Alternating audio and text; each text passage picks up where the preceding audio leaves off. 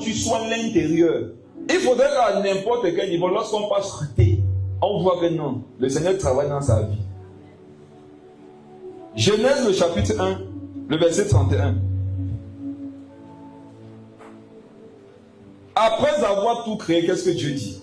Dieu vit que tout ce qu'il avait fait. Relis. Dieu vit tout ce qu'il avait fait, et voici, cela était très bon. Relis ça. Dieu vit tout ce qu'il avait fait, et voici, cela était très bon. Soyez excellents dans le son. Dieu vit tout ce qu'il avait fait, et voici, cela était très bon. Mes frères et sœurs, le premier à avoir contemplé sa création, c'est le Seigneur lui-même.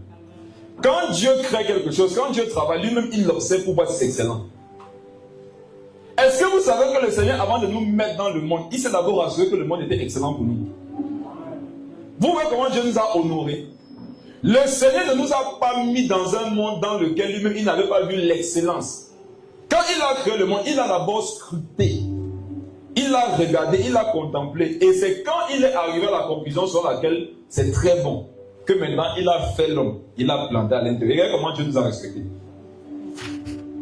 Il vit que cela était très bon. Ainsi, un soir et un matin, ce fut le 6e jour. Mes frères, la mentalité du Seigneur, après avoir fait un travail, c'est d'observer pour voir si le travail était bien fait. Je te pose une question. Quand tu travailles dans toi, mais ce que tu vois que tu as regardé, ça te plaît. Amen. Regarde, quand je t'ai m'habillé pour venir ici à l'église ce matin, quand toi, tu te regardes le miroir, ça te plaît ce que tu vois.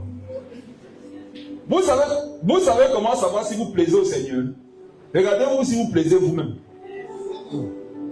Tu sais comment tu peux faire pour savoir si ta prière plaît à Dieu? Regarde, est-ce que toi-même ta prière te plaît? Quand tu dis que Seigneur Jésus, la cesse exagère, frappe un peu, elle va savoir que c'est ton enfant. À la fin de la prière, toi-même analyse, est-ce que la prière peut te plaire toi-même? Si on priait comme ça. Amen. L'excellence, c'est que après avoir réalisé une œuvre, je m'assois et je regarde si c'est excellent. Quand tu regardes ta façon de vivre là, est-ce que toi-même ça te plaît? Tu dors chez Georges en janvier. En rentrant chez vous, tu passes en février chez Alphonse. Et comme ça fait longtemps que tu n'as pas vu une dormo, tu vis là-bas en mars. Tu es arrivé chez vous seulement en avril, accompagné par Simon. Regarde ma soeur, toi-même ta vie là te plaît. Quand au moins 4 garçons ont vu tes 5, toi-même ça te plaît. Avant, tu me disais que moi, mon corps, regarde, tout le monde a vu. Comme ça te plaît quand tu as vu comme ça. On a tout vu. Tu fais comment? Dis à ta voisine, si elle n'est pas encore vierge, que la seule façon qu'elle peut retrouver sa virginité, c'est en se convertissant à Jésus. Hein. Sinon, tous les démons seront passés là-bas. Vous connaissez ce qui est mauvais dans le péché sexuel? C'est qu'en couchant avec un garçon, automatiquement, tu vas te coucher avec tous les démons. Alors, ils exagèrent dans les églises réveillées. C'est pour ça qu'on dit qu'on est réveillé, maman. Parce que toi, tu vois, sinon on voit la fin. Toi, tu vois le 1er janvier, nous on voit le 31 décembre. Quand tu ouvres ton corps à quelqu'un qui ne t'a pas épousé, ce n'est pas que vous êtes dans la chambre. C'est coucher, c'est un culte. Quand on couche dans le mariage, c'est un culte qu'on rend à Dieu. C'est béni, il n'y a pas de conséquences. Mais quand on couche au mariage, c'est un culte qu'on rend aux démons. Et lorsque tu invoques un esprit, qu'est-ce qu'il doit faire? Il doit venir. Et quand il vient, qu'est-ce qu'il fait? Il participe au moment. Donc ma soeur, tu n'as pas besoin de te cacher. Parce qu'on te voit là-bas. Et il participe. Ne sois pas donc surprise après que ta vie fasse comme ça. Et je m'adresse à toutes celles qui croient qu'elles sont belles. C'est fort. Là, ton voisin, c'est qui va sortir là, c'est fort. C'est fort. Vous qui pensez que vous êtes belles là. Les démons sont des potiers. Quand tu couches en mariage, tu donnes le droit légal à un démon de fabriquer un masque pour mettre ça sur ta face. Il y en a, elles sont ayant réfléchi, fatiguées.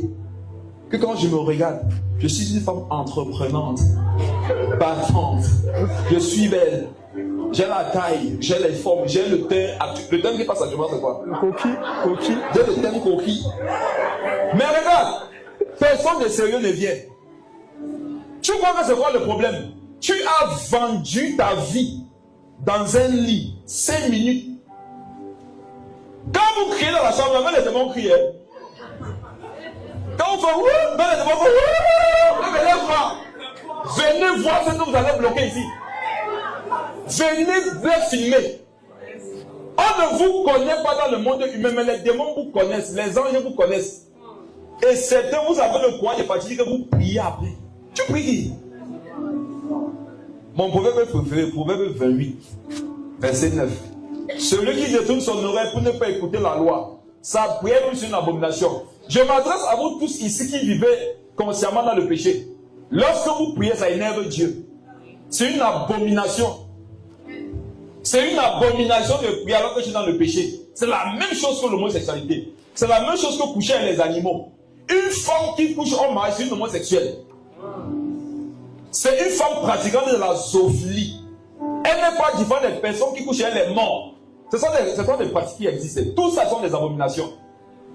Tu as des personnes qui couchent en mariage, mais lorsqu'on parle de l'homosexualité, on dit que vraiment on ne fait pas les choses dans notre pays. Nous on ne veut pas, toi tu ne veux pas aussi.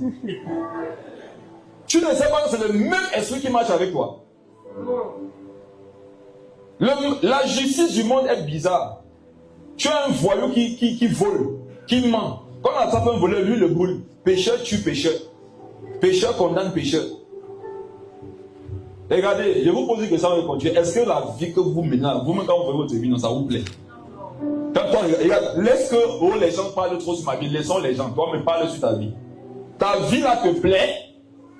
La vie de calomnie là, comme quand tu vois ça, c'est bon. Regarde, quand tu finis, tu passes regarder le miroir, ta bouche là, c'est comment? Quand tu passes ta bouche, est-ce que tu penses que tu t'as dit ses lèvres?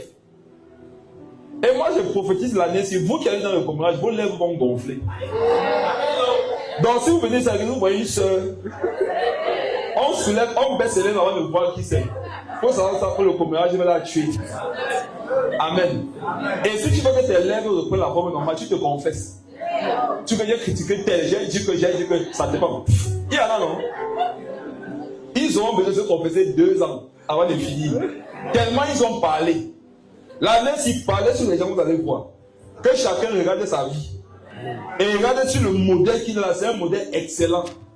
Donc Dieu vit que ce qu'il avait fait, c'était très bon. C'est pour ça qu'il a laissé. Si ce n'était pas très bon, il devait détruire.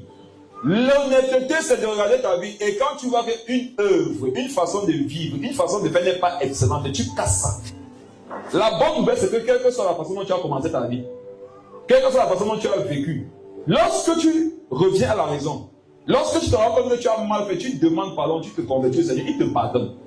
Dis à ton voisin, à ta voisine, Dieu pardonne. Oui, quel que soit ce que tu as fait, Dieu peut te pardonner. Tu n'es pas condamné. Tu as mal commencé, mais tu peux bien finir. La fin des choses vaut mieux que son commencement. Mais je ne vais pas te dire que tu as la fin de ta vie.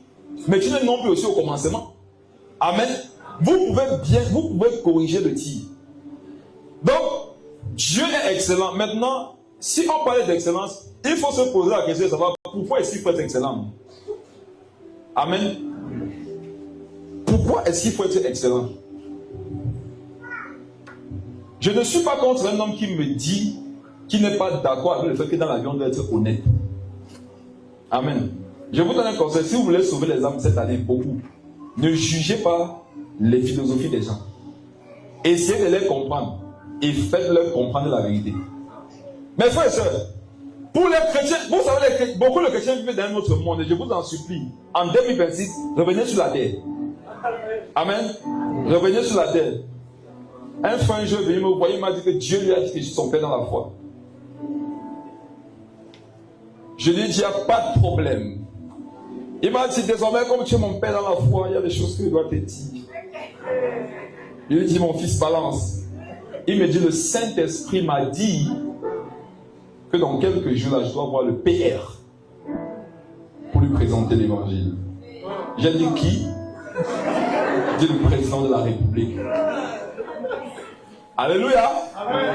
Alléluia. Amen. Je ne méprise pas quelqu'un, mais vous savez, dans la vie aussi, il faut être équilibré. Je connais le frère.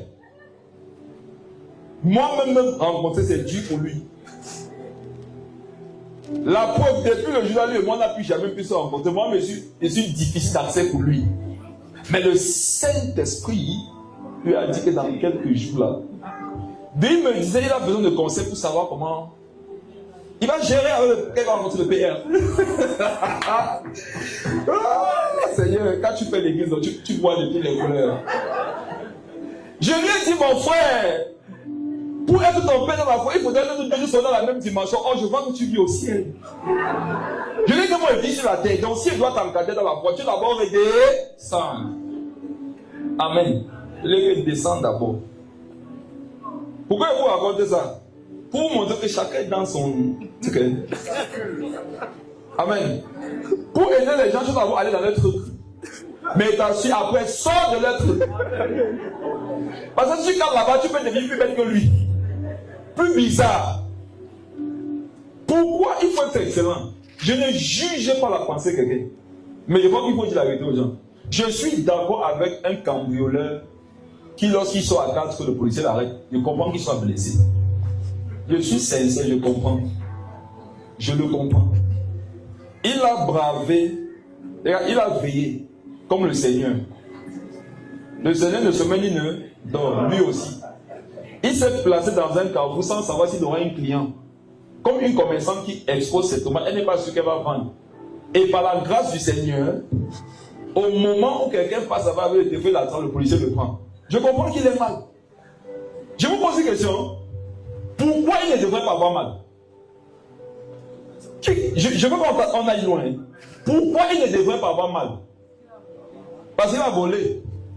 Sauf que voler, non, c'est une action. Amen. De même qu'être attrapé lorsqu'on vole, c'est une action. Je comprends un gars qui a volé le téléphone, on lui a revolé le téléphone. Je comprends sa douleur. C'est eux qui ont le plus mal souvent. Le voleur volé souvent a souvent plus mal que le premier volé. Maintenant, quand tu veux l'aider, il faut le comprendre. Et lui, il l'a mené à la raison, l'a mené à la vérité. Donc, pourquoi nous devons être excellents? Pourquoi on ne peut pas être médiocre? On va voir dans la Bible pourquoi être médiocre, c'est dangereux. Et pourquoi être excellent, c'est ça la volonté de Dieu. Allons dans Hébreux. Hébreux.